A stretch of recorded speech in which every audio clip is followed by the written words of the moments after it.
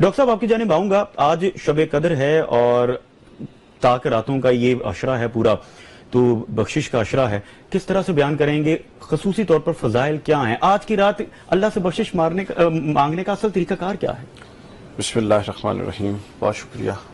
اللہ تعالیٰ آپ لوگوں کی اس پوری کاوش میں برکت عطا فرمائے. دیکھیے، اس کی آج کی جو رات ہے جس کو ممکنہ طور پہ شب قدر کہہ سکتے ہیں، اس کی اہمیت کا اندازہ اسی سے لگا لیں کہ رسول اللہ صلی اللہ علیہ وسلم اور تمام اصحاب رسول، تمام اہل ایمان ہر دور میں، اصحاب تو رسول اللہ کا دور تھا، پھر بعد کے تمام ادوار ان راتوں کی تلاش میں اہل ایمان پھرا کرتے تھے. اور یہ جو راتوں کو جاگنا ہے، یہ جو رمضان میں غیر معمولی عبادت ہے، غیر معمولی تلاوت ہے، امور بڑھ جاتے ہیں. اس کی وجہ یہ ہے کہ ایک رات اس مہینے میں ایسی رکھی گئی ہے تاکہ آپ اس رات کو پا لیں. صحیح. ٹھیک. اس رات کی اہمیت یہی اس سے واضح ہوتی ہے کہ ہم نے اس رات کو خود سے تلاش کرنا ہے. آپ اندازہ کریں، لوگوں کے ہاں ایک مسکنسیپشن ہے کہ جب آپ کسی دن کو متعین کر کے، کسی وقت کو متعین کر کے کوئی عبادت کریں نا، تو لوگ کہتے ہیں جی سارے دن اللہ دن. ایک مسکنسیپشن ہے. تو مجھے ایک بات بتائیں، آج ابھی یہ 5 دنوں میں حج ہوتا ہے، آج کل جا کے حج کیوں نہیں کر لیتے؟ یہی 4 رکعتیں جو ہم نے یہاں پڑھنی ہے، یہ اٹھ کے آپ مسجد میں چلے جائیں تو 27 گنا یا 25 گنا ثواب. یہی آپ اٹھ کے کعبۃ اللہ چلے جائیں، وہی 4 رکعتیں 1,00,000 گنا ثواب. وہی آپ مسجد نبی میں آ جائیں 50,000 گنا ثواب. وہی آپ بیت المقدس چلے جائیں 25,000 گنا ثواب.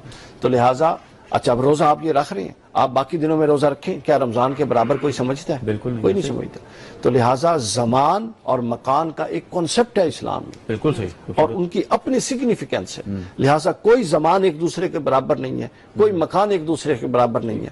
اسی لیے ساری راتیں بے شک اللہ کی ہیں، مگر یہ وہ رات ہے جس رات میں اللہ تعالیٰ نے ایک رات جاگنے اور ایک رات کو پانے والے کو 1000 مہینوں کی عبادت سے افضل کہہ دیا. کتنی بڑی عبادت. اور ایک اور اہم پوائنٹ جو اس حوالے سے بڑا امپورٹنٹ ہے، جاننے کے لیے ضروری ہے کہ اللہ تعالیٰ انسانیت کی طرف جب سے اللہ نے دنیا بنائی، انسانیت کی طرف ہدایت کے لیے وہ جب بھی متوجہ ہوا رمضان کے دنوں میں ہوا. کبھی رمضان کے علاوہ وہ متوجہ نہیں ہوا. حضرت آدم پر صحائف آئے تو تاریخ تھی 2 رمضان. حضرت ابراہیم پر آئے تو تاریخ تھی 7 رمضان. حضرت موسیٰ پر آئے تو تاریخ تھی 17 رمضان. حضرت داؤد پر زبور آئی تو تاریخ تھی 19 رمضان. حضرت عیسیٰ پر انجیل آئی تو تاریخ تھی 21 رمضان. حضور پر قرآن آئے تو تاریخ تھی 27 رمضان. یعنی رمضان المبارک وہ دن ہے کہ اللہ متوجہ بیٹھا ہے بندوں کی ہدایت کے لیے. یعنی وہ تاریخ میں جب بھی متوجہ ہوا ان دنوں میں ہوا ہے. لہٰذا ان دنوں اور ان راتوں میں کچھ تو خاصیت ہے نا کہ وہ ان میں ہی متوجہ کیوں ہوتا ہے. تو لہٰذا زمان اور مکان کا کنسپٹ سمجھ آ گیا. تو لہٰذا اب ایک مسئلہ ہمارے اینڈ پہ ہم نے کیا کرنا ہے، جو آپ کا سوال تھا.